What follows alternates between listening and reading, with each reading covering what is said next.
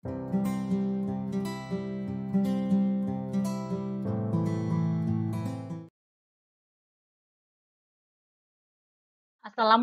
warahmatullahi wabarakatuh.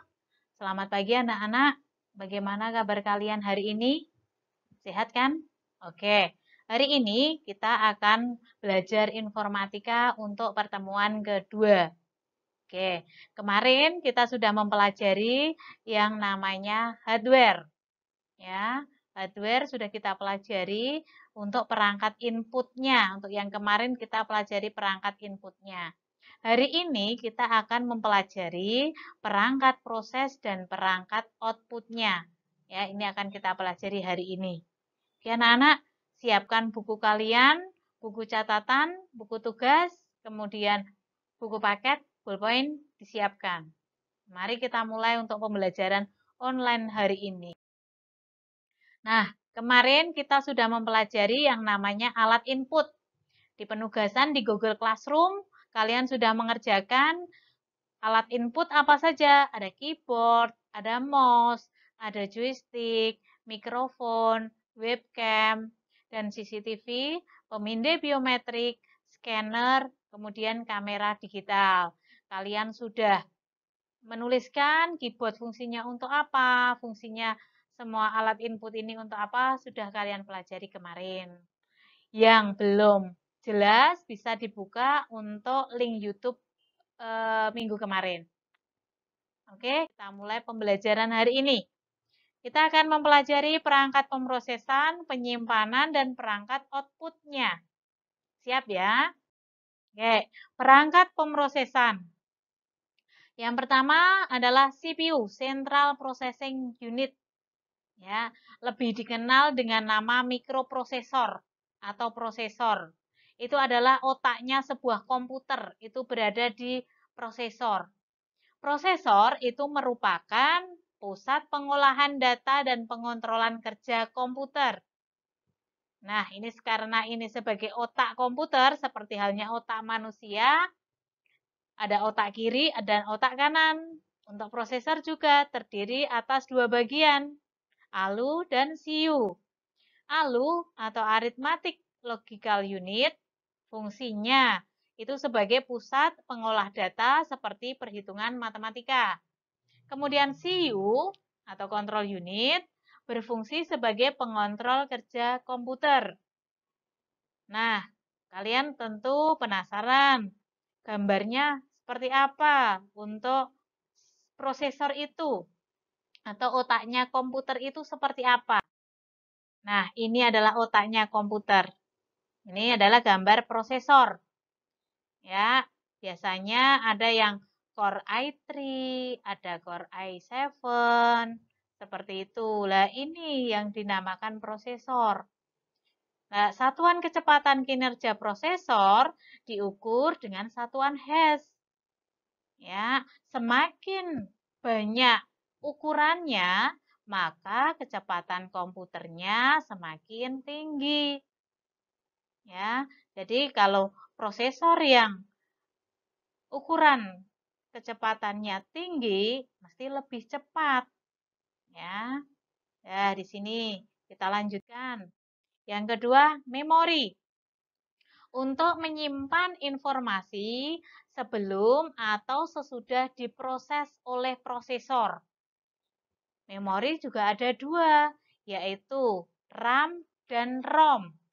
RAM itu apa? RAM itu adalah Random Access Memory. Ya, dalam sehari-hari kita lebih kenal kan yang namanya memori. Nah, ini digunakan untuk menyimpan program dan data secara sementara ketika program nanti dijalankan dan data diproses. Ya, kemudian ROM.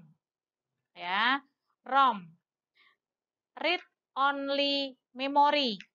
Itu digunakan untuk menyimpan perintah-perintah dan data secara tetap. Itu RAM dan ROM. Kemudian yang ketiga adalah mainboard atau dikenal dengan motherboard. Nah, Ini adalah perangkat komputer yang berfungsi sebagai tempat perangkat-perangkat internal seperti prosesor, memori, kartu grafis, kartu suara, LAN card. Nah, di sini ya, ini adalah papannya ya, papan dari motherboard itu. Disinilah nanti tempat untuk menaruh ya, atau meletakkan prosesor di sini. Kemudian ini untuk memori. Nah, kemudian di sini ada VGA, kemudian bisa LAN card. Nah, ini adalah motherboard ya. Mouse nanti diletakkan dari sini, mouse, keyboard dan seterusnya.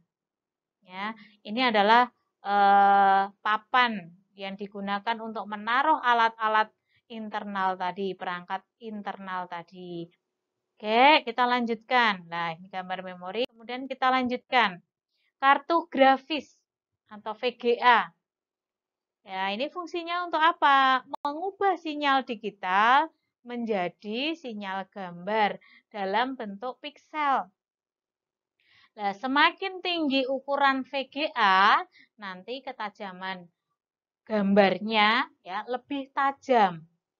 Biasanya kalau yang nanti kalau kalian sudah menjadi desain grafis, tentu akan membutuhkan VGA yang tinggi ukurannya.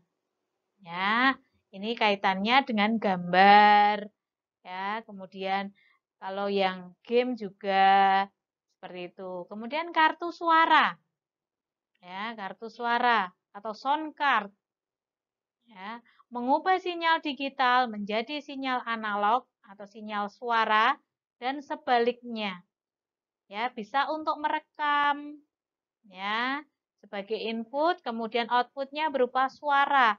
Itu sumbernya dari kartu suara ini atau sound card. Ya, kita lanjutkan tadi untuk perangkat pemrosesan. Sekarang perangkat penyimpanan.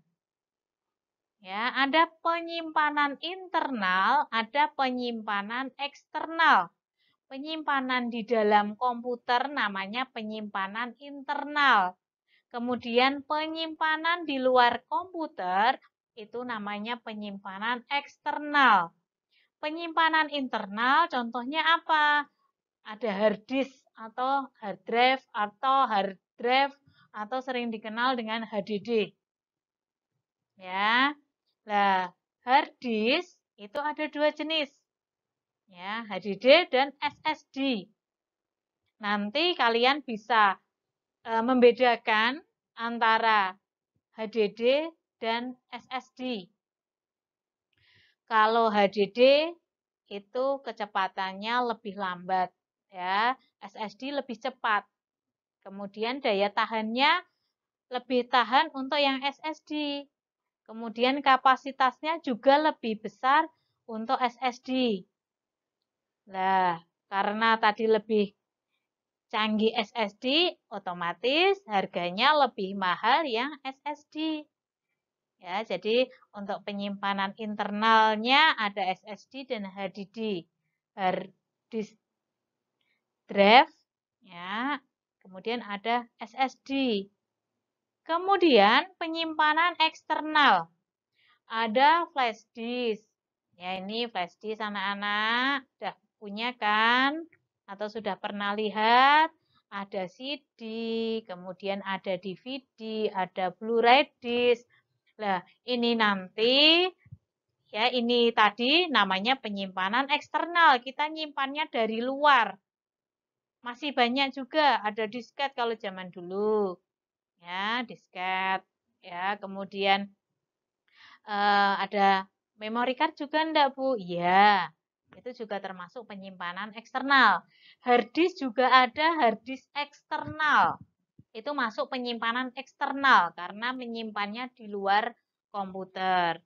Oke, anak-anak, perangkat penyimpanan sudah jelas ya? Ada penyimpanan internal dan penyimpanan eksternal. Kemudian kita lanjutkan perangkat output. Ya, perangkat keluaran. Yang pertama ada monitor dan LCD proyektor. Kalau yang ini monitor gambarnya ini ya. Kemudian kalau LCD proyektor biasanya di kelas, nanti kalau kalian sudah masuk, kalian akan melihat LCD proyektor di masing-masing kelas kalian. Ya. Apa yang dikeluarkan dari sebuah monitor dan LCD proyektor adalah gambar. Ya, alat keluaran berupa gambar. Ya, bisa gambar nanti berupa tulisannya, bisa gambar berupa gambar dari sebuah komputer, kemudian printer. Alat keluarannya apa ini? Mengeluarkan printout, ya, mengeluarkan kertas yang akan dicetak dari hasil kalian mengerjakan, kemudian dicetak oleh printer. Nah, ini adalah alatnya. Printer, ya, itu ada 3 jenis. Ada dot matrix, ada laserjet, ada inkjet. Untuk printer dot matrix, mungkin kalian menjumpainya kalau di mall-mall, ya, masih krek-krek kayak gitu, itu printernya. Kemudian kalau printer laserjet, biasanya hitam putih, untuk warna juga ada laserjet tapi jarang. Ya, seperti mesin fotokopi itu, ya. Kemudian itu isinya pakai serbuk. Kemudian ada inkjet, itu seperti contoh ini inkjet, pakai tinta kita ngisinya. Oke, perangkat input yang ketiga ada speaker. Mengeluarkan apa speaker? Mengeluarkan suara. Nah, itu tadi untuk perangkat output. Nah, sekarang perangkat jaringan dan internet. Nah, kalian lihat video ini tentu pakai jaringan internet. Karena ini menggunakan YouTube ya, diupload di YouTube. Apa yang dibutuhkan? Kalian kan membutuhkan kalau pakai komputer loh ya. Kalau pakai komputer kalian tentu ada yang pakai modem. Ya. Kemudian ada juga yang menggunakan WiFi. Nanti alatnya di situ kartu WiFi ya di komputernya. Ya, kemudian ada yang pakai jaringan internet pakai kabel. Pakainya LAN card. Ya. Kemudian ada pakai Bluetooth. Ya, ini untuk perangkat jaringan menghubungkan komputer satu dengan komputer yang lainnya saling kirim-kiriman kalau untuk Bluetooth. Atau handphone satu dengan handphone yang lain untuk mengirimkan gambar umpamanya. Nah, anak-anak, hari ini kita sudah mempelajari alat pemrosesan, kemudian alat output, kemudian alat penyimpanan data, dan perangkat jaringan. Nah, tugas kalian hari ini itu bisa dilihat di Google Classroom kalian. Silahkan dibuka Google Classroom-nya. Tentu harus lihat video ini sampai terakhir ya. Setelah kamu kerjakan, kemudian kamu kirimkan di Google Classroom kalian. Ya, anak-anak, salam sehat. Semoga pandemi ini cepat berakhir dan kita cepat ketemu.